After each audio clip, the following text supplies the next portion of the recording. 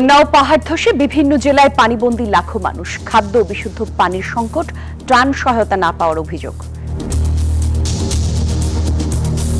সব মানুষ ওরকম মানুষের দিন অনাহারে দিন হাঁটার। আমাদের বিশুদ্ধ পানির প্রয়োজন আছে এবং সবাই আমরা স্কুলে মাদ্রাসায় এখানে আমরা অবস্থান করতেছি। আমরা কালকে সন্ধ্যার সময় আসছি, এখনো কোনো খাবার পাইনি। দেশের স্বাস্থ্য খাতকে জনমুখী এবং আধুনিক করতে চায় সরকার, ঢামেকে প্রধানমন্ত্রী। বিশেষজ্ঞ চিকিৎসকদের প্রান্তিক এলাকায় সেবা দেওয়ার আহ্বান। স্বাস্থ্য এবং চিকিৎসা সেবা এই নীতির ভিত্তিতে আমরা জনগণের দোরগোড়ায় পৌঁছে দিতে চাই। গণঅভ্যুত্থানে পঙ্গুত্ব বরণ করেছে অনেকে, ক্ষত ও ট্রমা নিয়ে দিন কাটছে সম্মুখ সারির জুলাই যোদ্ধাদের পুনর্বাসনের দাবি। সোমবার বরিশাল সফরে যাচ্ছেন প্রধানমন্ত্রী তারেক রহমান। শহর জুড়ে সাজ সাজ রব, উচ্ছ্বসিত নেতাকর্মীরা। তারেক রহমান প্রধানমন্ত্রী হওয়ার পরে বরিশালে আসতেছে প্রথম, তো নেতাকর্মীদের উৎসাহ উদ্দীপনার শেষ নেই। শহীদ প্রেসিডেন্ট জিয়াউর রহমান বরিশালকে নিয়ে যে ভাবনা এবং যে প্রজেক্ট হাতে নিয়েছিলেন, তিনি সেটা পুনরাবৃত্তি করবেন বলে আমি আশা করি। এবং ট্রাম্পকে হত্যা চেষ্টা হলে নিজ বাহিনীকে বিধ্বংসী পদক্ষেপ নেওয়ার নির্দেশ। ইরানকে লক্ষ্য করে 1000 ক্ষেপণাস্ত্র ছুটবে যুক্তরাষ্ট্র। আমন্ত্রণ সবাইকে নিউজ 24 সংবাদে। আমি জান্নাতুল কলির সঙ্গে আছি। দেখছিলেন বিআরবি কেবলস সংবাদ শিরোনাম। বন্যার পানি শুধু মানুষের ঘরবাড়ি নয়, ডুবিয়েছে তাদের স্বপ্ন। কক্সবাজারের চকরিয়ায় টানা ভারী বর্ষণে 11টি ইউনিয়নের প্রায় 5 থেকে 6 লাখ মানুষ এখন পানিবন্দী। কারো ঘরে খাবার নেই, কারো কাছে নেই বিশুদ্ধ পানীয়। নিজ ঘরে থাকলেও উপায় নেই সেখানে থাকার। 6 দিনের জলাবদ্ধতা থামিয়ে দিয়েছে জনজীবন। মেহেদী হাসান সুমনের ক্যামেরায় নাইমাল জিকোর প্রতিবেদনে বিস্তারিত দেখুন। সকালে ঘুম ভাঙে না পাখির ডাকে, ভাঙে চারপাশের অথই পানির শব্দে। যে উঠোনে শিশুদের দৌড়ঝাঁপ ছিল, সেখানে এখন ছোট ছোট ঢেউ। ঘরের ভেতর 1 হাঁটু পানি। হারুনুর রশিদ ভাইয়ের মতো এমন অবস্থায় দিন যাপন করছেন আতব্বর পাড়ার অন্তত 50টি পরিবার। যাদের সক্ষমতা ছিল তারা অন্যত্র চলে গেছেন, আর যাদের সক্ষমতা নেই নিরুপায় হয়ে এই 1 হাঁটু পানির নিচেই বসবাস করছেন। যে ঘরে সন্ধ্যায় জ্বলত সংসারে আলো, সেখানে আজ হাঁটু সমান পানি। চকরিয়ার হাজারো পরিবারের কাছে প্রতিটি দিনই এখন দীর্ঘ অনিশ্চিত অপেক্ষার। আশ্রম পর্যন্ত আমাদের আশেপাশে বা কোনো প্রশাসনের লোক বা কিংবা কোনো পৌরসভার লোকজন আমাদের দেখতে আসেনি। ঘরগুলো দাঁড়িয়ে আছে, কিন্তু ঘরে নেই জীবনের উষ্ণতা। বিছানা, আসবাব, চাল ডাল, কাপড়, রান্নাঘর, টয়লেট সহ সবকিছু পানিতে তলিয়ে গেছে। অনেকেই বাধ্য হয়ে আশ্রয় নিয়েছেন স্বজনদের বাড়িতে। রাস্তার প্রাণীদেরও আশ্রয়স্থল শুকনো ঘর। আর যারা যেতে পারেননি, তারা পানির মাঝেই কাটাচ্ছেন প্রতিটি দিন, প্রতিটি রাত। মানে কি বাবুর সুস্থ হবে, মানে কি চিকিৎসা করতে পারতেছে না, আমরা কিছু করতে পারতেছি না, কাপড় করতে পারতেছি না। এখানে হস্তবিষ্ট করি মানুষের কাতাহানি, বাড়ির কাতাহানি সিলাই সিলাই চলি। সবচেয়ে কঠিন সময় পার করছে শিশুরা। ঘরে খাবার নেই, শিশু খাদ্য নেই, নেই ওষুধ। ক্ষুধার কান্না আর অসহায় বাবা মার নীরব চোখ এই জনপদের সবচেয়ে বড় আর্তনাদ। সবাই আগুন জ্বালাতে পারতেছি না, ইনকাম মানে করতে পারতেছি না আর কি। অনেক পানি জমানো আছে, না খায় না দাঁড়ে না খায়, ছোট ছোট বাচ্চারা নৌকা নিয়ে বেরিয়ে গেছে। চকরিয়া ইউনিয়নের ছিকলঘাট, আতব্বর পাড়া, বড়ইতলি সহ এলাকায় চোখ যতদূর যায় শুধু পানি আর পানি। মসজিদের বারান্দা, স্কুলের শ্রেণীকক্ষ, বাজারের দোকান, সবকিছু পানির নিচে। এখানে এখন মানুষের প্রতিদিনের যুদ্ধ কোনো শত্রুর বিরুদ্ধে নয়, পানির বিরুদ্ধে। আমরা হলদিন সাহায্য পাই না, পারবি আমাদের একটা গিয়েও পাই না। এখন বৃষ্টি ফেরত আর আগড়া ঢুকে গেছে, আবার এদিকে তো বৃষ্টি ঢুকে সব জিনিস বাইরে হয়ে গেছে। বন্যার পানি একদিন নেমে যাবে, কিন্তু এই অসহায়ত্ব আর বেঁচে থাকার সংগ্রামের গল্প চকরিয়ার মানুষের মনে দাগ কেটে রাখবে। নাইম আলচিকো, নিউজ 24, চকরিয়া, কক্সবাজার। টানা ভারী বর্ষণে দেশের 7 জেলায় বন্যা পরিস্থিতি সৃষ্টি হয়েছে। পানিবন্দী অন্তত লাখো মানুষ। কক্সবাজার, বান্দরবান এবং রাঙামাটিতে বন্যা পরিস্থিতির অবনতি হয়েছে। চট্টগ্রামের সাতকানি এবং বাঁশখালীর পরিস্থিতি ভয়াবহ রূপ ধারণ করেছে। পানিতে তলিয়ে গেছে ঘরবাড়ি, রাস্তাঘাট। দেখা দিয়েছে বিশুদ্ধ পানির সংকট। পর্যাপ্ত ত্রাণ সহায়তা না পাওয়ার অভিযোগ বানভাসীদের। চট্টগ্রামে পানিতে ডুবে এক শিশুর মৃত্যুর ঘটনাও ঘটেছে। এদিকে মৌলভীবাজারে বাঁধ ভেঙে প্লাবিত 4 উপজেলার নিম্নাঞ্চল। প্রতিনিধিদের পাঠানো তথ্যচিত্রে ডেস্ক রিপোর্টে বিস্তারিত। টানা কয়েক দিনের ভারী বৃষ্টি ও পাহাড়ি ঢলে চট্টগ্রামের বিস্তীর্ণ এলাকা এখনো পানির নিচে। সবচেয়ে ভয়াবহ পরিস্থিতি সাতকানিয়া ও বাঁশখালী উপজেলায়। কোথাও ঘরের চাল পর্যন্ত পানিতে ডুবে যাওয়ার উপক্রম। নিরুপায় হয়ে উঁচু শুকনো স্থানে চুলা জ্বালিয়ে ক্ষুধা নিবারণের চেষ্টা করছেন অনেকে। সড়কেও হাঁটু সমান পানিতে চলাচল করছে মানুষ। জেলার ৬৭০টি আশ্রয়কেন্দ্রে অবস্থান করছেন ২০,০০০-এর বেশি মানুষ। চট্টগ্রামের ৭ উপজেলায় বন্যা পরিস্থিতি মোকাবিলায় সেনাবাহিনী মোতায়েন করা হয়েছে। দুইটা পুকুরের মাছ চলে গেছে, ঘর বাড়ি নষ্ট হয়ে গেছে। আজকে ৭ দিন ধরে এখানে পানি কোনোভাবে কমতেছে না, একটু কমলেই পরবর্তী আবার পানি উপর থেকে বৃষ্টি হলে প্রচুর পরিমাণে পানি আসে। বান্দরবানেও প্রতিনিয়ত প্লাবিত হচ্ছে নতুন নতুন এলাকা, বাড়িঘর, রাস্তাঘাট পানির নিচে। এদিকে পাহাড় ধসের আতঙ্কে দিন পার করছেন ঢালে বসবাসকারীরা। ২২০টি আশ্রয় কেন্দ্রে আশ্রয় নিয়েছেন পানিবন্দী হাজারো মানুষ। শৌচাগারের অভাবে দুর্ভোগে পড়েছেন মানুষ। তবে আশ্রয় কেন্দ্রগুলোতে খাবার না পাওয়ার অভিযোগ বানভাসীদের। সবাই আমরা স্কুলে, মাদ্রাসায় এবার আমরা অবস্থান করতেছি। খাওয়া দাওয়ায় অনেক কষ্ট আছে, আর এই অবস্থায় মানুষগুলো বেতালে আছে। রাঙামাটিতেও আকস্মিক বন্যায় তলিয়ে গেছে সড়ক, ঘরবাড়ি, ফসলি জমি, হাট বাজার ও শিক্ষা প্রতিষ্ঠান। আশ্রয় কেন্দ্রে পর্যাপ্ত ত্রাণ ও বিশুদ্ধ পানির সংকটে দুর্গতরা। বর্তমানে আজকে 3 দিন 4 দিন হয়ে থাকা কোনো প্রশাসনের লোক এর মধ্যে কোনো খবর টবর নেই আমাদের। খাইয়া আছি না খাইয়া আছি না, বন্যায় কি আছি না বাঁচিয়ে গেছি, আমাদের কোনো সরকারি কোনো লোকজন আসে নাই। মৌলভীবাজারে বাঁধ ভেঙে প্লাবিত হয়েছে 4 উপজেলার নিম্নাঞ্চল। তীব্র বেগে কাউয়াদিঘি হাওরে প্রবেশ করছে পানি। মনু নদের ভাঙনে প্লাবিত হয়ে 4 ইউনিয়নের অন্তত 20,000 মানুষ পানিবন্দী। গবাদি পশু নিয়েও পড়েছেন বিপাকে। আমার গরু পানি মুখ পানি পরে নাও হান দিয়া বার করিয়া আনছি। পানি ডুবাই, কত মানুষ না খাইয়া আছে, কত মানুষের অবস্থা খুব খারাপ। এই বানটা হইতো তাইলে আসলে কিন্তু আমরা হইতো না। এদিকে খাগড়াছড়িতে বন্যার পানি কমলেও দীঘিনালা সড়কে এখনো পানি রয়েছে।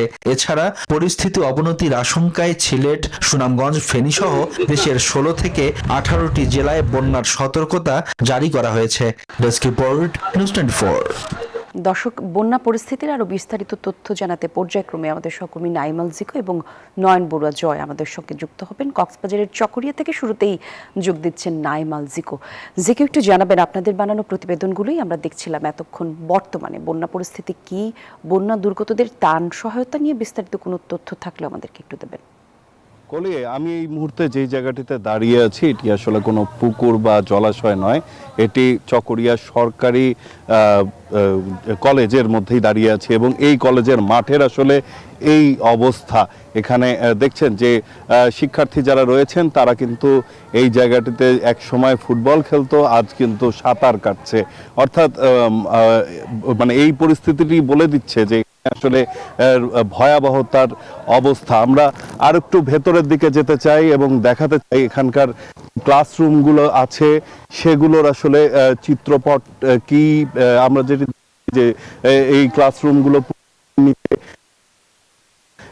এগুলোর ভেতরে আসলে যেই সমস্ত আসবাবপত্রগুলো ছিল, অর্থাৎ শিক্ষার্থীরা লেখাপড়া করার জন্য যে সমস্ত বেঞ্চ ছিল সব কিন্তু হলো তলিয়ে গেছে, যার কারণে বন্যার এই পরিস্থিতির কারণে কিন্তু এই শিক্ষা প্রতিষ্ঠানগুলো এরই মধ্যে বন্ধ করে দেওয়া হয়েছে এবং এখানে অবস্থা আসলে বুঝতেই পারছেন যে যেহেতু পানিতে কিছুই দেখা যাচ্ছে না, তো যার কারণে নিচে কোথাও খাল আছে কিনা বা যে কোনো সময় যে কোনো ধরনের অঘটন ঘটতে পারে। তো আমরা একটু ভেতরের দিকে যাওয়ার চেষ্টা করছি এবং দেখার চেষ্টা করছি যে এখানের ক্লাসরুমগুলোর বর্তমান অবস্থা কি এবং এগুলো আসলে কবে নাগাদ ঠিক হবে, কবে নাগাদ পানিটি পুরোপুরিভাবে নামবে, আবার কবে চালু হবে সেজন্য কিন্তু অপেক্ষায় আছেন শিক্ষার্থীরা।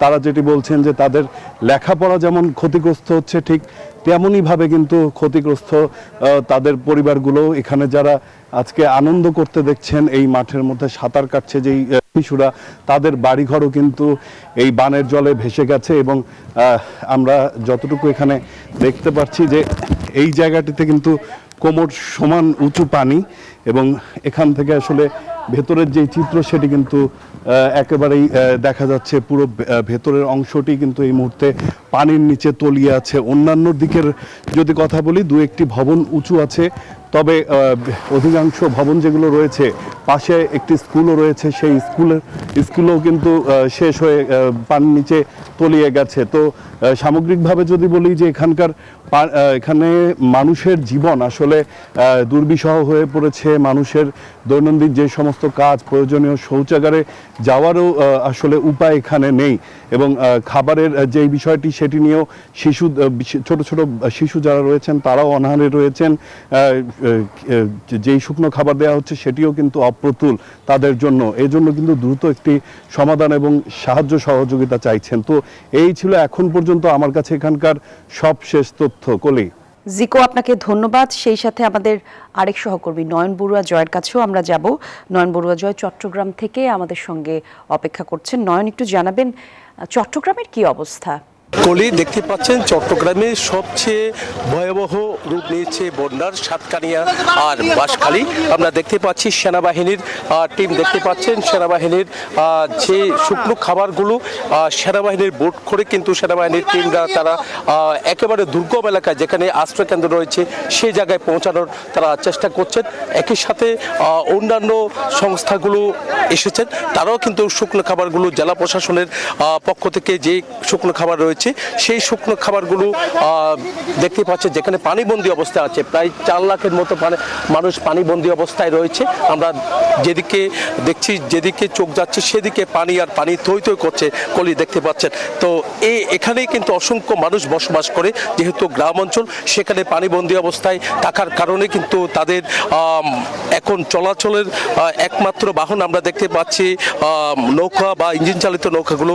তাদেরকে এই ইঞ্জিন চালিত নৌকা করে তাদেরকে নিয়ে আসার জন্য চেষ্টা করছেন আইনশৃঙ্খলা বাহিনী। তারা শুকনো খাবার যেখানে আশ্রয়কেন্দ্র রয়েছে সেখানে অনেক লোক অবস্থান করছেন।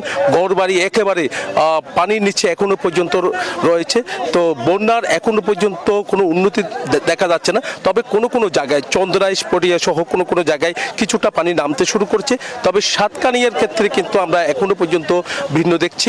তো এখনো পানি যেভাবে নামার কথা রয়েছে সেভাবে নামেনি। তবে আবহাওয়া অধিদপ্তর বলছে বৃষ্টি থামলে কিন্তু পানি নামার সুযোগ রয়েছে বলে আমাদেরকে জানিয়েছেন। সকাল থেকে এখনো পর্যন্ত থেমে থেমে বৃষ্টি অব্যাহত রয়েছে।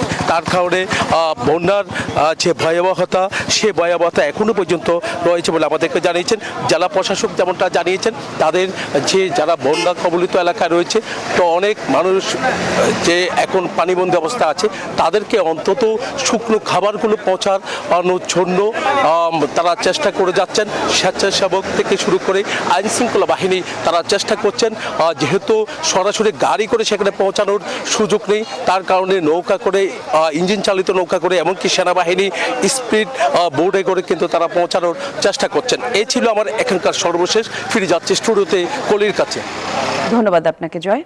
সাগরে সৃষ্ট লঘুচাপটি দুর্বল হয়ে পড়ায় 48 ঘন্টার মধ্যে ঢাকা এবং দক্ষিণাঞ্চলের বৃষ্টিপাত ধীরে ধীরে কমে যাওয়ার আভাস দিচ্ছে আবহাওয়া অফিস। তবে রংপুর, ময়মনসিংহ, রাজশাহী এবং সিলেট সহ উত্তরাঞ্চলে ভারী বৃষ্টি হতে পারে। এদিকে বন্যা পূর্বাভাস এবং সতর্কীকরণ কেন্দ্র জানিয়েছে আগামী 24 ঘন্টায় দক্ষিণাঞ্চলে বন্যা পরিস্থিতির উন্নতি হতে পারে। তবে উত্তর এবং উত্তর পূর্বাঞ্চলে কিছু নিম্নাঞ্চলে স্বল্পমেয়াদী বন্যার ঝুঁকিও রয়েছে। সাগরে সৃষ্ট লঘুচাপটি দুর্বল হয়ে পড়ায় স্বস্তির খবর দিচ্ছে আবহাওয়া অফিস। 48 ঘন্টার মধ্যে ঢাকা ও দেশের দক্ষিণাঞ্চলের দিকে কমে যেতে পারে বৃষ্টির তীব্রতা। তবে উত্তর ও উত্তর পূর্বাঞ্চলের জেলাগুলোতে আগামী 2-3 দিন আরও বাড়তে পারে বৃষ্টিপাত। আবহাওয়াবিদ ডক্টর মোহাম্মদ বজলুর রশিদ জানান, ঢাকায় আর অতি ভারী বৃষ্টির সম্ভাবনা আপাতত নেই। সোমবারের পর কেটে যেতে পারে মেঘাচ্ছন্ন ভাব। ইদানিং দেখা যাচ্ছে বর্ষার শুরুতে কম বৃষ্টি হচ্ছে, পরে যায় বৃষ্টিটা বেশি হচ্ছে। আর এবছর যেহেতু এলনিনো ইয়ারে এক ধরনের চেঞ্জ দেখা যায়, যেটা হচ্ছে ইরাটিক রেইন, অর্থাৎ শর্ট টার্মে বেশি বৃষ্টি হয়। দক্ষিণাঞ্চলে বৃষ্টি অনেকটাই কমে যাবে এবং গ্র্যাজুয়ালি একটু বৃষ্টি বাড়বে আগামী 3-4 দিন। এটা বেসিক্যালি যে বৃষ্টিটা হবে এটা রংপুর, ময়মনসিংহ, সিলেট এই রিজনে। সমুদ্র বন্দরে যে 3 নম্বর সতর্ক সংকেত ছিল, এটা হয়তো আজকে আমরা সন্ধ্যা পর্যন্ত রাখবো। আমরা হয়তো এখনই সিগন্যাল তুলে ফেলবো। তবে ছোট ছোট মাছ ধরা নৌকা ট্রলারকে আমরা বলবো যে সন্ধ্যা পর্যন্ত সাবধানতা অর্জন করতে। বন্যা পূর্বাভাস ও সতর্কীকরণ কেন্দ্রের তথ্য অনুযায়ী রোববারের মধ্যে সামগ্রিক বন্যা পরিস্থিতি পরিস্থিতির উল্লেখযোগ্য উন্নতি হতে পারে। 48 ঘন্টা পর্যন্ত উত্তর পূর্বাঞ্চলীয় সিলেট, সুনামগঞ্জ, ময়মনসিংহ, নেত্রকোনা, শেরপুর এবং তিস্তা অববাহিকাভুক্ত লালমনিরহাট, নীলফামারী, রংপুর, কুড়িগ্রাম এবং গাইবান্ধা জেলার কিছু নিম্নাঞ্চলে স্বল্পভাবে বন্যা পরিস্থিতি সৃষ্টির ঝুঁকি রয়েছে। দক্ষিণাঞ্চলের বন্যা পরিস্থিতির উন্নতির আবহের মধ্যেই উত্তরাঞ্চলে নতুন করে বন্যার যে পূর্বাভাস পাওয়া যাচ্ছে তা মোকাবেলায় স্থানীয় প্রশাসনকে সতর্ক ও প্রস্তুত থাকার তাগিদ দিচ্ছেন সংশ্লিষ্টরা। বান্দরবান, কক্সবাজার, চট্টগ্রাম জেলার নদীগুলোর পানি সমতল কিছুটা ধীর গতিতে হ্রাস পেতে পারে। মাহমুদুল হাসান ইমন, নিউজ 24, ঢাকা। দেশের স্বাস্থ্য খাতকে আরও জনমুখী এবং আধুনিক করার অঙ্গীকার পুনর্ব্যক্ত করেছেন প্রধানমন্ত্রী তারেক রহমান। ঢাকা মেডিকেল কলেজের 81তম প্রতিষ্ঠাবার্ষিকী অনুষ্ঠানে তিনি বলেন, চিকিৎসা সেবা হতে হবে সবার জন্য সহজলভ্য, মানসম্মত এবং মানবিক। এ সময় তিনি ঢাকা মেডিকেলের উন্নয়নে নতুন অবকাঠামো নির্মাণের ভিত্তিপ্রস্তর স্থাপন করেন এবং বিশেষজ্ঞ চিকিৎসকদের প্রান্তিক সেবা দেওয়ার আহ্বান জানান। ঢাকা মেডিকেল কলেজের ইতিহাস শুধু চিকিৎসা শিক্ষার নয়, বরং বাংলাদেশের জাতীয় ইতিহাসের এক অবিচ্ছেদ্য অংশ। এই মেডিকেল কলেজের 81তম বছরে প্রতিষ্ঠা বার্ষিকীতে সস্ত্রীক হাজির হন প্রধানমন্ত্রী তারেক রহমান। একটি উন্মুক্ত আলোচনায় শিক্ষক, চিকিৎসক এবং শিক্ষার্থীদের একটাই প্রত্যাশা উঠে আসে, ঢামেককে যেন বিশ্বমানের একটি আধুনিক গবেষণা, শিক্ষা ও চিকিৎসা কেন্দ্রে রূপান্তর করা হয়। আমরা যদি একটা এই যে বাজেটের পার্ট হয়ে যেতে পারি এবং এই গবেষণার পার্ট হয়ে যেতে পারি এবং সেই গবেষণা থেকে যে শিক্ষা, সেটাকে যদি আমরা আমাদের দেশে বাস্তবায়িত করতে পারি, তাহলে কিন্তু অনেক সমস্যার সমাধান। আলোচনায় চিকিৎসকদের প্রতি রোগীর সেবায় মেডিকেল এথিক্স বাস্তবায়নের আহ্বান জানান স্বাস্থ্যমন্ত্রী। Medical ethics which is tantamount to moral ethics, এটা আপনাদের মধ্যে আনতে হবে। এই মানুষগুলিকে ভালোবাসতে হবে, এই রোগীগুলিকে। এই রোগীগুলির সাথে শুধু ওষুধ নয়, তার সাথে সুন্দর আচরণ দিতে হবে। একজন ডাক্তার যদি হাসি মুখে একজন রোগীর সাথে কথা বলেন, সেই রোগী আপনি অর্ধেক ভালো হয়ে যায়। বিশেষ অতিথির বক্তব্যে প্রধানমন্ত্রীর সহধর্মিণী ও চিকিৎসক ডক্টর জুবাইদা রহমান বলেন, গবেষণা চিকিৎসায় উৎকর্ষের শীর্ষে যাবার চেষ্টা করতে হবে ঢাকা মেডিকেল কলেজকে।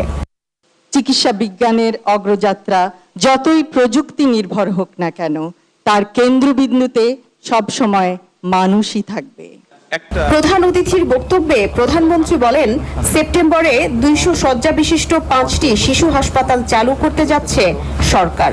প্রত্যেক উপজেলার হাসপাতাল সোলার গ্রিডে যুক্ত করার পরিকল্পনা আছে সরকারের। বিএনপি সরকার এই 51 থেকে বাড়িয়ে এটাকে 101 বেডে নিয়ে যেতে চাইছি। আমরা প্রত্যেকটা উপজেলা হাসপাতালে পাওয়ারটা সোলার সিস্টেম থাকবে, উইথ অফকোর্স স্টোরেজ সিস্টেম।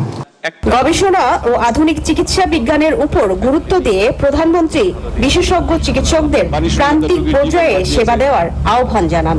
ডাক্তারদের উপরে আমাদের দেশের মানুষের আস্থা এবং বিশ্বাস দৃঢ়তর করতে আমরা পারবো না।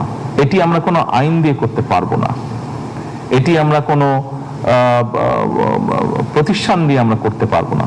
এটি একমাত্র সম্ভব হবে আপনাদের মানবিক অ্যাপ্রোচ এবং আপনাদের সঠিক সুষ্ঠু চিকিৎসা প্রদানের মাধ্যমে। অনুষ্ঠানে প্রবেশের পূর্বে বেলুন, পায়রা উড়িয়ে প্রতিষ্ঠা বার্ষিকী উদ্বোধন করেন প্রধানমন্ত্রী। এ সময় তার সঙ্গে ছিলেন ডাক্তার জুবাইদা রহমান। শিক্ষার্থী হোস্টেলগুলোর খোঁজ খবর নেন তারা।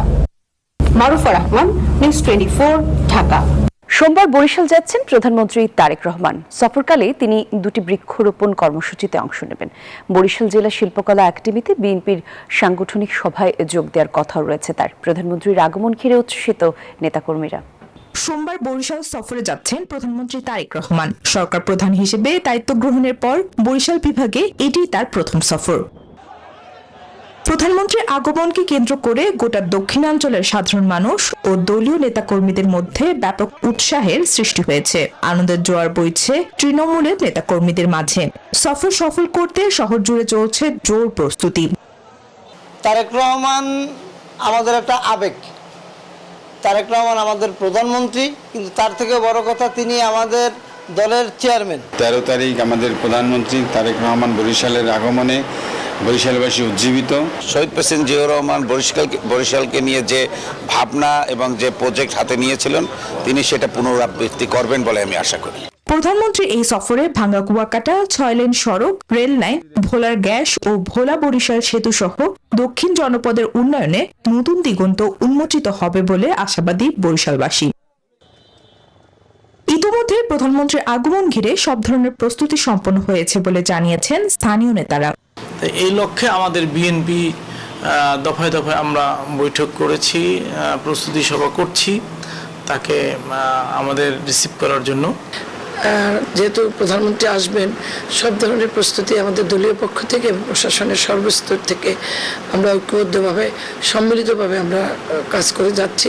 এদিকে তথ্য ও সম্প্রচার মন্ত্রী জানিয়েছেন প্রধানমন্ত্রীর এবারের সফরে পরিবেশ রক্ষায় বৃক্ষরোপণ কর্মসূচি বিশেষ গুরুত্ব পাবে। পাশাপাশি তিনি স্থানীয় নেতাকর্মী ও সুধী সমাজের সঙ্গে মত বিনিময় করবেন, যেখানে এই অঞ্চলের উন্নয়ন কর্মকাণ্ড প্রাধান্য পাবে। দলের গুরুত্বপূর্ণ নেতাদের সঙ্গে এবং দক্ষিণাঞ্চলের জনপ্রতিনিধিদের সঙ্গে তিনি দক্ষিণাঞ্চলের উন্নয়ন নিয়ে কথা বলবেন।